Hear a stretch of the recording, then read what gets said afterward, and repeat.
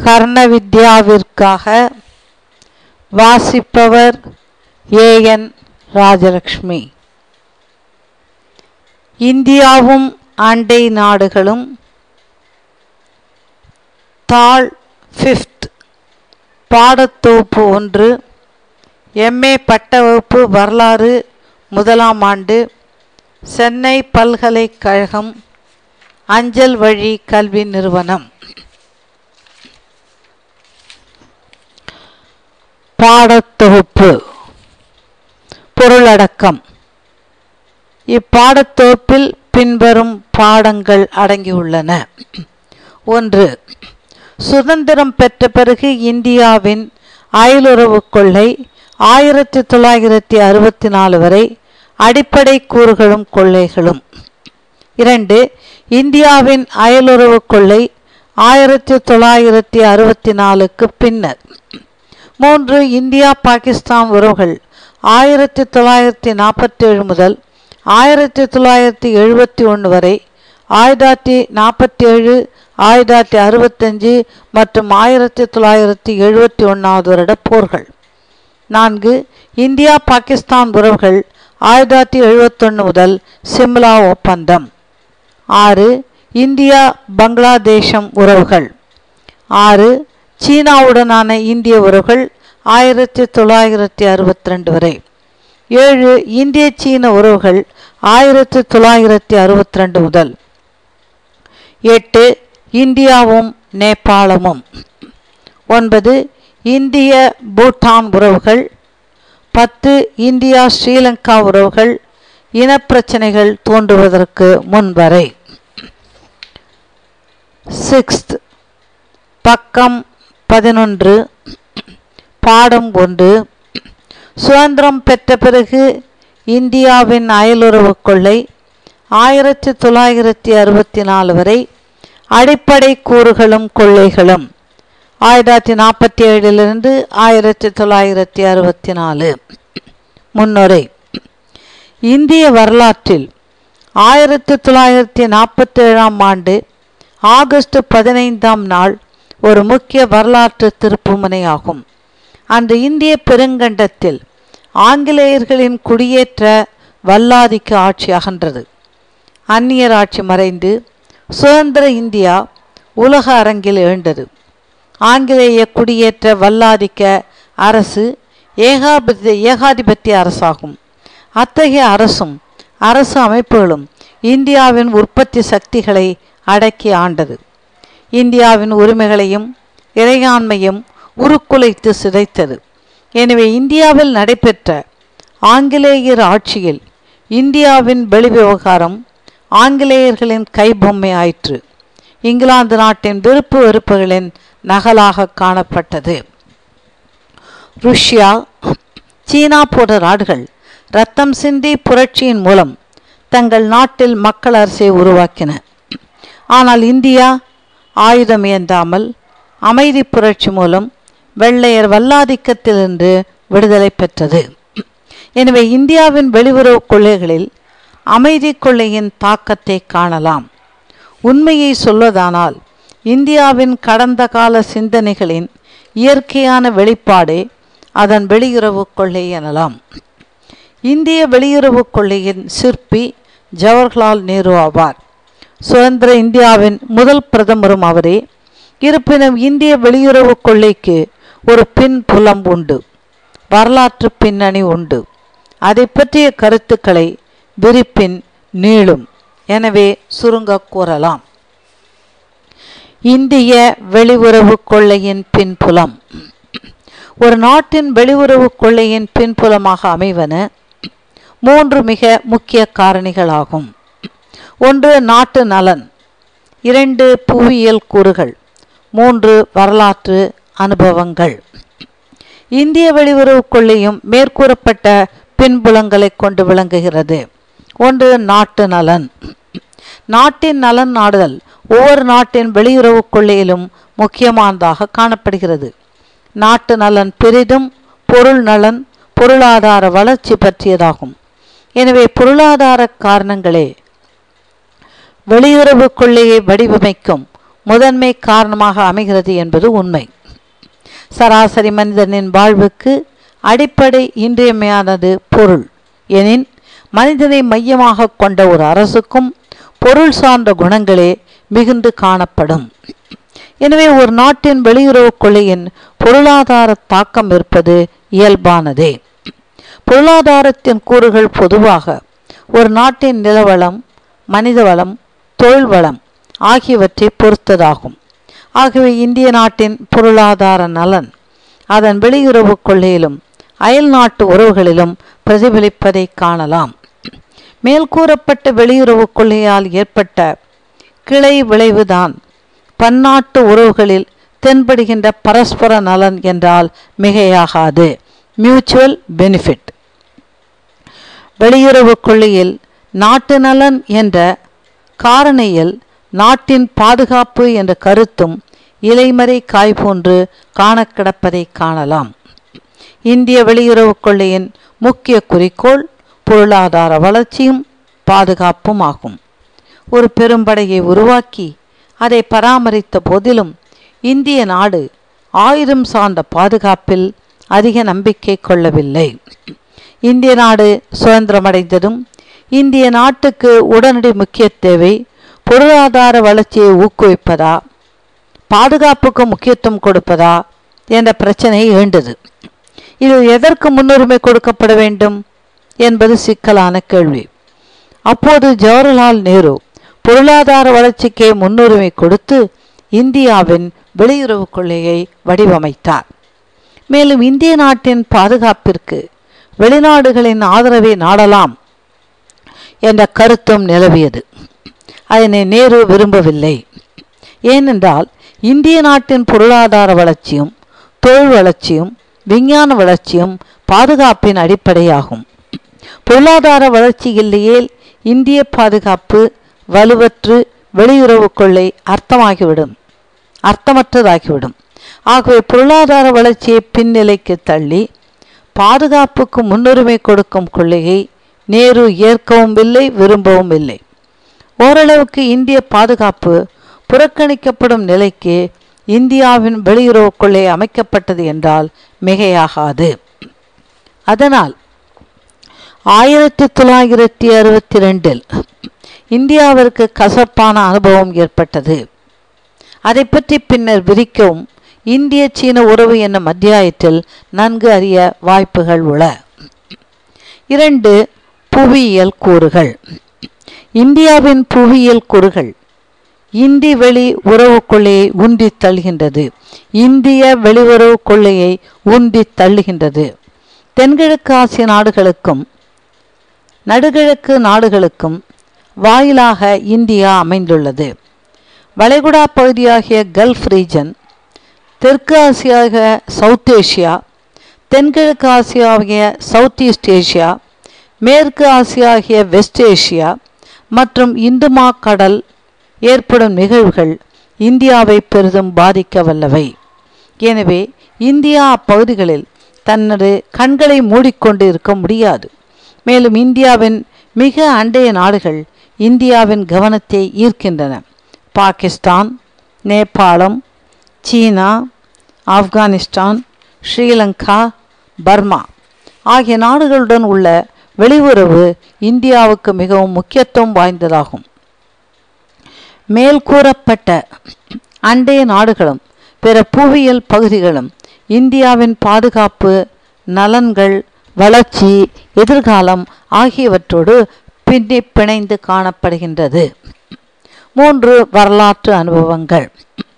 1947 முன்னல் இந்தியாவின் வெளியுறவு கொள்கை பிரிட்டிஷ் ஏகாதிபத்தியத்தின் சாயல் ஆகும். எனினும் துணைக்கண்டத்தின் தலைவர்கள் பன்னாட்டு அரசியல் வாத பொருள் பிரச்சனைகளில் தங்கள் கருத்துக்களை அவ்வப்போது வெளியிட்டனர்.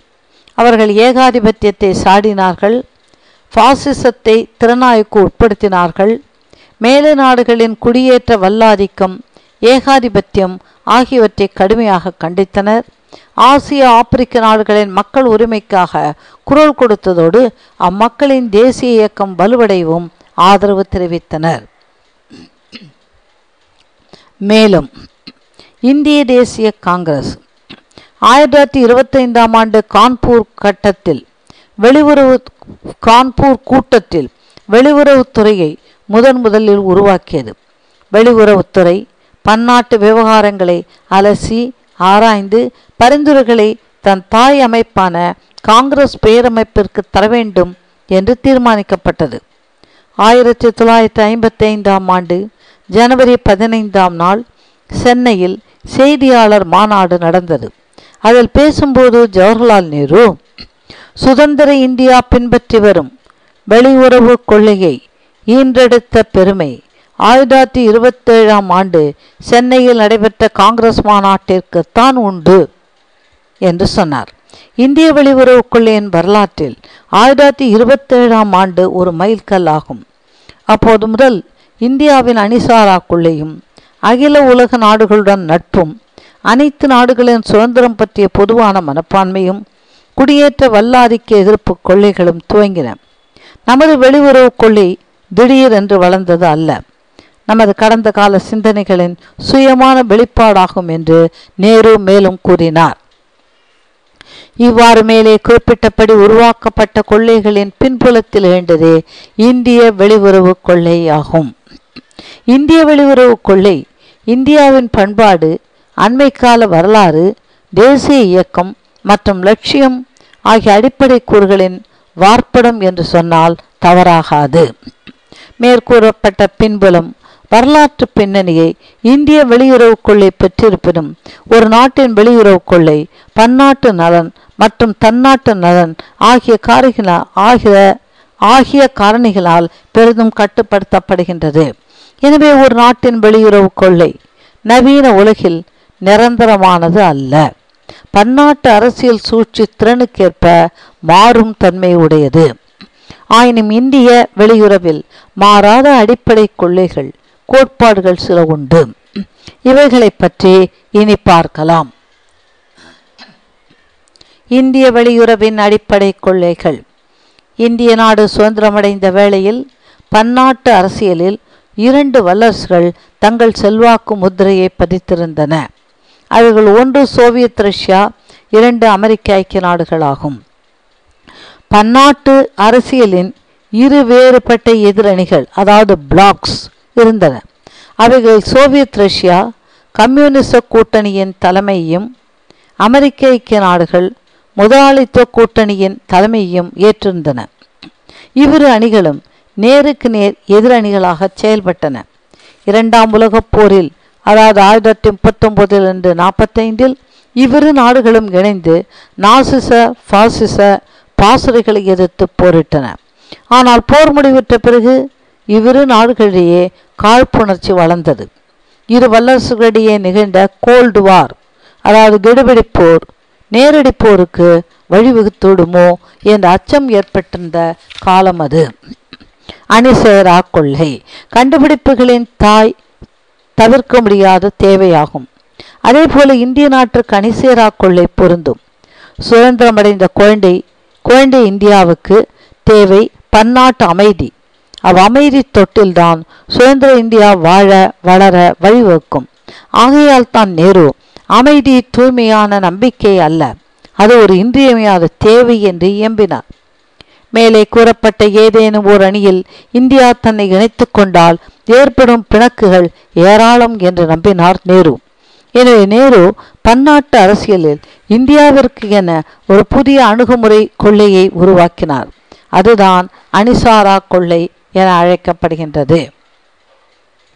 அணிசாரா கொள்கையின் தனித்தன்மைகள். 1. அணிசாரா கொள்கை நடுநிலை நிலைப்பாடல்ல. அணிசாரா கொள்கை என்பது பன்னாட்டு அரசியலில் நிகழ்வுகளில் நடுநிலைமையும் அல்ல, நாடுகளின் வெளிவிவகாரங்களில் தலையிடாமையும் அல்ல, விலகி நிற்பதும் அல்ல. பன்னாட்டு அரசியல் பிரச்சனைகளில் எதிர்மறை கொள்கையோ அல்லது அடங்கி போகிற அணுகுமுறையோ கடைபிடிப்பதும் அல்ல. பன்னாட்டு அரசியல் வாதப்பொருள் மற்றும் பிரச்சனைகளின் நற்கூறுகளுக்கு ஏற்ப சுதந்திரமான செயல்பாட்டு உரிமையை இந்தியா பெற்றிட துணை புரிவது அணிசாரா கொள்கையாகும். மேலும் பன்னாட்டு சச்சரவுகளில் இந்தியா விருப்பு வெறுப்புகளுக்கு அப்பாற்பட்டு திறந்த மனதுடன் செயல்பட அணிசாரா கொள்ளை வழிவகுக்கும். இரு வல்லரசுகளுக்கும் இடையே அமைதி நிலவச் செய்வது அணிசாரா கொள்ளையின் குறிக்கோள். அமைதி, சமாதானம் மேம்பட ஆற்றல் வாய்ந்த ஆக்க கொள்ளை அணிசாரா கொள்ளை என்றால் தவறாகாது. அணிசாரா கொள்ளை மூலம் இந்தியா பன்னாட்டு அரசியல் அரங்கில் நட்பு அமைதியுடன் கூடிய கூட்டு வாழ்வு மலர ஏதுவான போது அபிப்பிராயத்தை வளர்ப்பதற்கும் அணிசாரா கொள்ளை பயன்பட்டது. அதன் மூலம் சண்டை சச்சரவுகளில் ஈடுபடும் நாடுகளையும் சுமூகமான பேச்சுவார்த்தைகளில் ஈடுபடச் செய்தல், சைப்புத்தன்மையை வளர்த்தல் ஆகியன இதர இலட்சியங்களாகும். அணிசாரா கொள்ளை ஆக்கு ரீதியானது. கூட்டு அமைதி ஏற்பட கூட்டு பாதுகாப்பு நிலை பெற துணை புரியும். 2. ஏகாதிபத்திய குடியேற்ற வல்லாதிக்க எதிர்ப்பு. குடியேற்ற வல்லாதிக்கம், ஏகாதிபத்தியம், இனவெறி ஆகியவை உலக மக்களிடையே சண்டை சச்சரவுகள் ஏற்பட காரணமாக அமைகின்றன. அதனால் அவைகளை இந்தியா வெறுக்கிறது. உலகில் சமாதானம் நிலைக்க குடியேற்ற வல்லாதிக்கம், ஏகாதிபத்தியம், இனவெறி போன்றவை முற்றிலுமாக ஒழிக்கப்பட வேண்டும். சுதந்திரம், சுயநிர்ணயம் போன்றவை அணிசாரா கொள்ளையின் சிறப்பு அம்சங்களாகும். குடியேற்ற மக்களின் உணர்வுகளை, சுதந்திர தாகத்தை இந்தியா நன்கு உணர்ந்திருந்தது. அந்நியர் ஆதிக்கம் என்னும் நுகத்தடியை தூக்கி எறிய எங்கெங்கு மக்கள் உரிமை குரல் கொடுக்கிறார்களோ அவர்களுக்கு ஆதரவு நல்க வேண்டும். எனவேதான் Nehru, India can't and will not remain quiet when peace is disturbed and freedom is threatened. அமைதிக்கு பங்கமும் சுதந்திரத்துக்கு அச்சுறுத்தலும் ஏற்படும் போது இந்தியா ஒருபோதும் கை கொட்டி கொண்டு சலனமற்று இருக்காது என்று சொன்னார். 3. இனவெறி எதிர்ப்பு. தென்னாப்பிரிக்காவில் பின்பற்றப்பட்டு வந்த இனவெறி கொள்ளைக்கு இந்தியா எதிர்ப்பு தெரிவித்தது.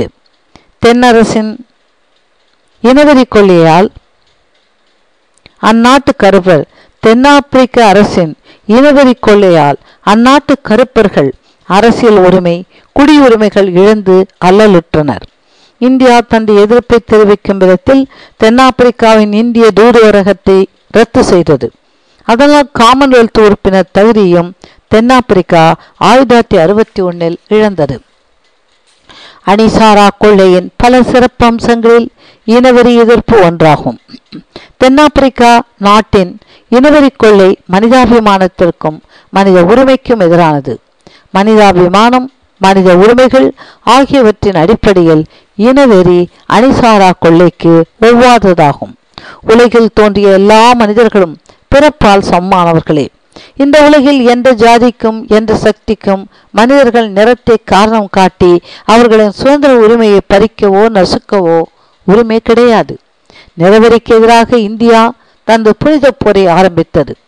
நிறவெறி ஒழிந்து மனிதகுலம் ஒரே குலமாக வேண்டும், ஒற்றுமையுடன் வாழ வேண்டும் என்பதுதான் நிறவெறி எதிர்ப்பின் உன்னத குறிக்கோள் ஆகும். 4. அமைதியான பேச்சுவார்த்தையும் நட்பும். அணிசாரா கொள்ளையின் லட்சியம் பன்னாட்டு அரசியல் தாவாக்கள், சச்சரவுகள் அமைதியான வழியில் பேச்சுவார்த்தைகள் மூலம் தீர்வு செய்யப்பட வேண்டும் என்பதாகும். போர் பிரச்சனைகளுக்கு தீர்வு அல்ல. எனவே போர் வெறுத்து ஒதுக்கப்பட வேண்டியதாகும். போரினால் திணிக்கப்பட்ட சமாதானம், அமைதி நிலையானது அல்ல. போர் வெறுப்பை அதிகரிக்கிறது. அதனால் பழிவாங்கும் எண்ணம் தோல்வியடைந்த நாட்டுக்கு ஏற்படுகிறது. எனவே இன்னும் ஒரு போர் மூழ வழிவகுக்கின்றது. ஆகையால் நாடுகள் தங்கள் சச்சரவுகளுக்கு, பிரச்சனைகளுக்கு பேச்சுவார்த்தை மூலம் சமாதான தீர்வு காண வேண்டும். அதன் மூலம் உலக நாடுகளிடையே நட்பு நிலவ வேண்டும். 5. பன்னாட்டு அமைப்பிற்கு ஆதரவு. UNO ஐக்கிய நாடுகளின் அமைப்பு உலக அமைதியின் பாதுகாவலர் ஆகும். Custodian of peace. அணிசாரா கொள்ளைக்கு இணங்க இந்தியா ஐக்கிய நாடுகளின் அமைப்பிற்கு அதன் பணிகள் சிறக்க தந்த ஆதரவை தொடர்ந்து அளித்து வந்திருக்கிறது. பன்னாட்டு அரசியல் அரங்கில் நிகழ்ந்த பிரச்சனைகளுக்கும் சண்டை சச்சரவுகளுக்கும் அமைதி தீர்வு ஏற்பட குறிப்பாக ஆசிய ஆப்பிரிக்க கண்டங்களில் அமைதிக்கான தனது கடமைகளை சிறப்புற ஆற்றியிருக்கிறது. இவைகளை பற்றி வெவ்வேறு அத்தியாயங்களில் நீங்கள் காணலாம். 6. பஞ்சசீலம். அணிசாரா கொள்கையின் ஆக்கக்கூறுகள் 5. அவைகள் 5ம் பொதிந்து ஒன்றாக காணப்படுகிறது. பஞ்சசீலம். அவ்வைந்து ஆக்கக்கூறுகளும் அமைதியின் 5 முக்கிய தத்துவங்களாகும். பஞ்சசீலம் உலக அமைதியின் அடிப்படையாகும். இந்தியாவும் சீனாவும் இணைந்து உருவாக்கியது பஞ்சசீல கருத்து ஐடியாலஜி. 1954ஆம் ஆண்டு இவ்விரு நாடுகளுக்கும் இடையே கையெழுத்தான சீன இந்திய ஒப்பந்தம் பஞ்சசீல கருத்தை முதலில் உலகுக்கு அறிவித்தது. பஞ்சசீல கருத்தில் காணப்படும் 5 விதிகள். 1. ஒவ்வொருவருடைய நாட்டு ஆட்சி, எல்லை, முழுமை, நாட்டு இறைமை ஆகியவற்றில் பரஸ்பரம் மரியாதை, டெரிட்டோரியல் இன்டெகிரிட்டி அண்ட் சாவர்னிட்டி. 2. பரஸ்பரம் வலு சண்டை இன்மை. 3. உள்நாட்டு விவகாரங்களில் தலையிடாமை. 4. சமநிலையும் பரஸ்பர அனுகூலமும். 5. நுட்ப அமைதியுடன் கூடிய கூட்டு வாழ்வு. நாடுகளிடையே உள்ள சச்சரவுகள் தீர்வு பெற நேரடி பேச்சுவார்த்தையின் அவசியத்தை பஞ்சசீலம் வலியுறுத்தியது. மேற்கூறப்பட்டவை அனைத்தும் அணிசாரா கொள்கையின் சிறப்பு தன்மைகளாகும். பஞ்சசீல கருத்துக்கள் அணிசாரா கொள்கையை பின்பற்றுகிற முன்னேறும் நாடுகளுக்கு ஒரு வரப்பிரசாதம் ஆகும். குடியேற்ற வல்லாதிக்கத்திலிருந்து விடுபட்ட பல ஆசிய ஆப்பிரிக்க நாடுகள் இரு முனை கோடிகளுடைய பைப்போலார் பன்னாட்டு அரசியல் சூழ்ச்சித்திறனில் டிப்ளமசி சிக்கி திணற விரும்பவில்லை. எனவே அவைகள் இந்தியாவை போன்று அணிசாரா கொள்கையை பின்பற்ற முன்வந்தன. எனவே அணிசாரா கொள்கையை பின்பற்ற விரும்புகின்ற நாடுகளை ஒன்றிணைக்கின்ற காலத்தின் கட்டாயம் வரலாற்று சிறப்புமிக்க நிகழ்ச்சி பாண்டுங் மாநாட்டில் நிறைவேறியது. பாண்டுங் மாநாடு 1955. நாம் முன்னரே கூறியது போன்று அணிசாரா கொள்கை வரலாற்றில் பாண்டுங் மாநாடு வரலாற்று சிறப்புடையதாகும். பாண்டுங் மாநாடு 1955ஆம் ஆண்டு இந்தோனேசியாவில் பாண்டுங் என்ற இடத்தில் நடைபெற்றது. அந்த மாநாட்டில் 26 ஆசிய ஆப்பிரிக்க நாடுகளின் பிரதிநிதிகள் கலந்து கொண்டனர். 3வது அணி உலக அரங்கில் தோன்றுவதற்கு பாண்டுங் மாநாடு வித்திட்டது. பஞ்சசீல கருத்துக்களை அடிப்படையாக கொண்ட அம்மூன்றாவது அணி பன்னாட்டு அரசியல் பிரச்சனைகளுக்கு அமைதி வழியில் தீர்வு கண்டு அதன் மூலம் உலக அமைதி ஏற்பட செய்யும் என்று எதிர்பார்ப்புகள் உருவாயின. மேலும் பாண்டுங் மாநாட்டில் பஞ்சசீல கொள்கையை பரப்புவதில் இந்தியா மிகுந்த முனைப்புடன் செயல்பட்டது. எனவே பாண்டுங் மாநாடு அணிசாரா கொள்கையை வலுவடைய செய்தது. அணிசாரா நாடுகள் ஒன்றிணைந்து நடைமுறைப்படுத்திய நடவடிக்கைகள் மற்றும் ஈடுபாடுகள், ஐக்கிய நாடு அமைப்பில் அதன் பங்கு ஆகியவை பன்னாட்டு வரலாற்றில் ஒரு புதிய அத்தியாயத்தை படைத்து பல புதிய உறுப்பினர்கள் அவ்வியக்கத்தில் தங்களை ஈடுபடுத்தி கொண்டனர். அவ்வாறு அணிசாரா கருத்து அணி ரீதியாகவும் வேறு வழிகளிலும் முக்கியத்துவம் பெற்றது. அணிசாரா நாடுகளின் கூட்டு பன்னாட்டு அரசியலில் ஒரு புதிய அணுகுமுறைக்கு வழிவகுத்தது. பலாத்காரம் இல்லாத அமைதியான அணுகுமுறையை துணையாக கொண்டது. அணிசேரா நாடுகளின் உறுப்பு நாடுகளில் ஒன்றாகிய இந்தியா பஞ்சசீல கருத்தை பாண்டுங் மாநாட்டில் ஜனரஞ்சகமாக்குவதில் யாவரும் விரும்பச் செய்வதில் முன்னணி பங்கு வகித்தது. எனவே பாண்டுங் மாநாட்டில் இந்தியாவின் பணி சிறப்பானது, மகத்தானது. அணிசாரா நாடுகளின் அணி படிப்படியாக வளர்ந்தது. உறுப்பு நாடுகளின் எண்ணிக்கையும் அதிகரித்தது. அதனால் அதன் பலம் அதிகரித்தது. அதன் சொல்லும் செயலும் முக்கியத்துவம் பெற்றன. இந்திய நாட்டின் வெளிவிவகார கொள்கையின் அடிப்படை கருத்துக்கள், கோட்பாடுகள் பற்றி இதுகாரும் பார்த்தோம். இனிமேல் 1964ஆம் ஆண்டு வரையிலும் நிலவிய இந்திய வெளிவிவகார வரலாறு மீது நம் கண்ணோட்டத்தை திருப்பலாம். இன்னும் நாம் நினைவில் நிறுத்த வேண்டியது என்னவெனில், அமைதி, நட்புறவு, பேச்சுவார்த்தை, ஒத்துழைப்பு, அணிசேரா நிலைப்பாடு ஆகிய சிறப்புகள் இந்திய வெளிவிவகார கொள்கைக்கு உண்டு. 3. இந்திய வெளிவிவகாரம். பண்டித ஜவஹர்லால் நேரு இந்திய வெளிவிவகார கொள்கையின் தலைமை சிற்பி ஆவார். 1964ஆம் ஆண்டு அவர் மறைந்தார். அதுவரையிலும் இந்திய வெளிவிவகார கொள்ளை அவரது கண்காணிப்பில் இருந்தது. 1. காமன்வெல்த். இந்தியாவிற்கும் இங்கிலாந்திற்கும் இடையே நிகழ்ந்த அதிகார மாற்றத்தால் சுதந்திர இந்திய குடியரசு மலர்ந்தது. நேரு முதல் இந்திய பிரதமரானார். பிரிட்டனின் தலைமையில் இயங்கிய காமன்வெல்த் அமைப்பில் சுதந்திர இந்தியா உறுப்பினராக தொடர வேண்டும் என்று நேரு முடிவு செய்தார். அவ்வண்ணமே இந்தியா பிரிட்டிஷ் காமன்வெல்த்தில் உறுப்பினராக தொடர்ந்தது. எனவே பிரிட்டனுடன் நல்லுறவு நீடித்தது. 2. கொரியா பிரச்சனை. வடகொரியாவுக்கும் தென்கொரியாவுக்கும் இடையே 3 ஆண்டுகள் 1950 53 வரை நடைபெற்ற போர் ஓய்ந்து மீண்டும் அமைதி நிலவிட இந்தியா முனைந்தது. அணிசாரா நாடுகளில் ஒன்றான இந்தியாவின் முயற்சியால் அமைதி மீண்டது. இந்தியாவின் மகத்தான பணியை பாராட்டி அதன் நடுநிலையை அங்கீகரிக்கும் விதத்தில் நடுநிலை நாடுகளின் தாயக மீட்பிப்பு ஆணையத்தின் தலைவராக இந்தியா நியமிக்கப்பட்டது. Chairman of the neutral nation repatriation commission ஆக இந்தியா நியமிக்கப்பட்டது. 3. இந்திய சீன போர். 1962 அக்டோபர் 20 சீனா இந்தியாவின் மீது படையெடுத்தது. போர் நிறுத்தம் நவம்பர் 21 ஏற்பட்டது. இந்தியா சீனா போர் விரைவில் முடிவுற்று அமைதி தருவதற்கு இந்தியா அரும்பாடுபட்டது. அணிசேரா நாடுகள் சீனா மீது செலுத்திய அழுத்தம், பன்னாட்டு மக்கள் மத்தியில் ஏற்பட்ட பொது கருத்து ஆகியவை போர் நிறுத்த உடன்பாட்டிற்கு வழிவகுத்தன. எனவே இந்திய சீன போர் அணிசேரா கொள்ளைக்கு ஏற்பட்ட சவாலாகும்.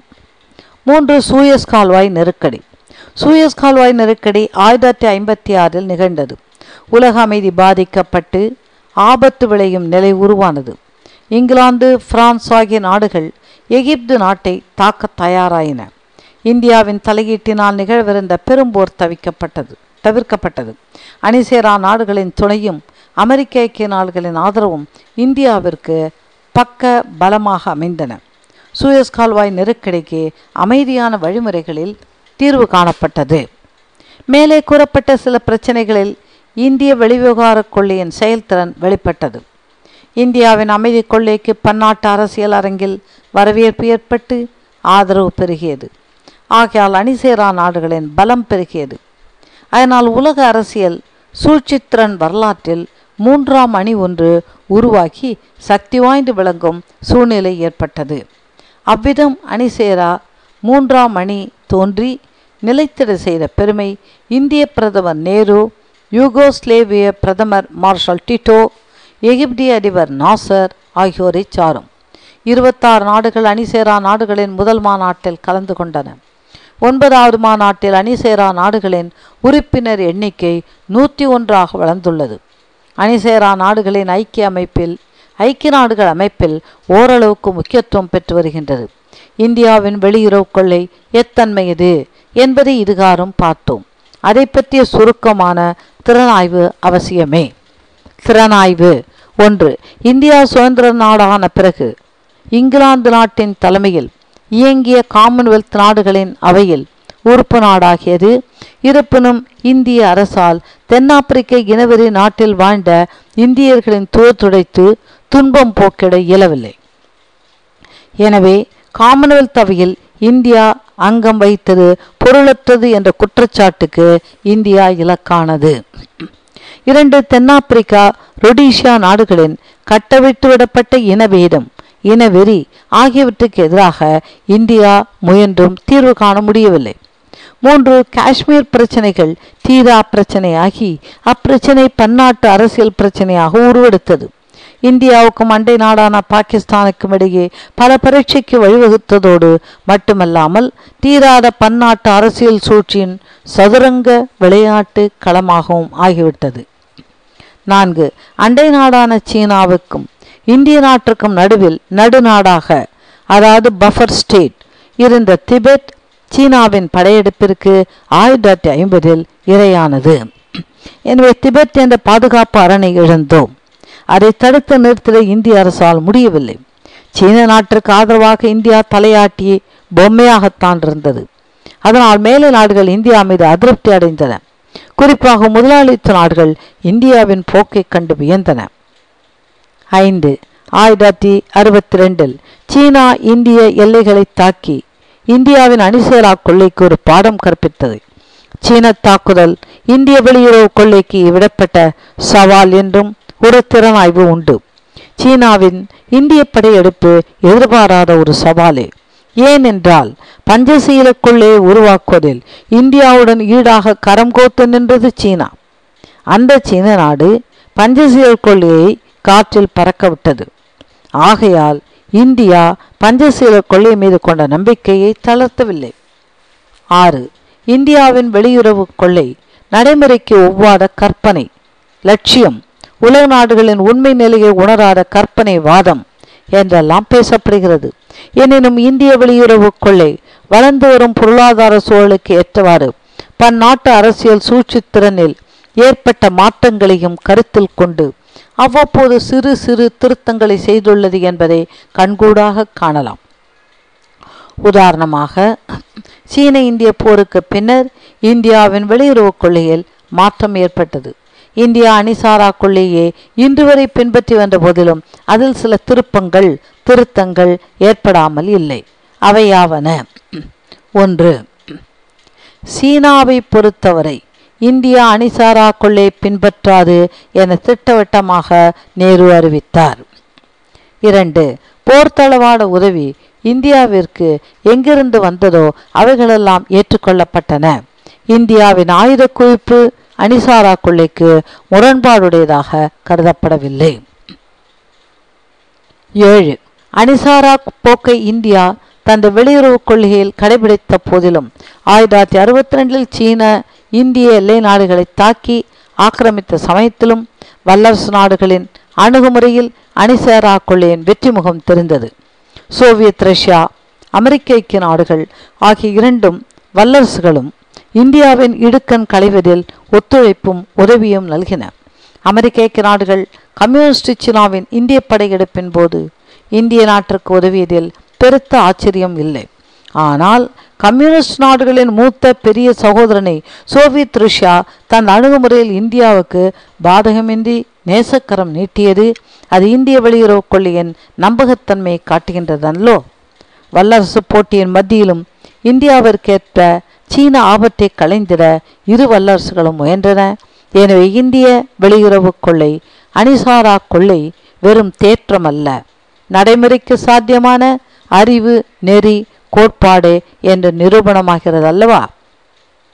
அணிசாரா கொள்ளை பன்னாட்டு அரசியல் சூழ்ச்சித்திறன் வரலாற்றில் ஒரு புதிய அத்தியாயத்தை படைத்தது.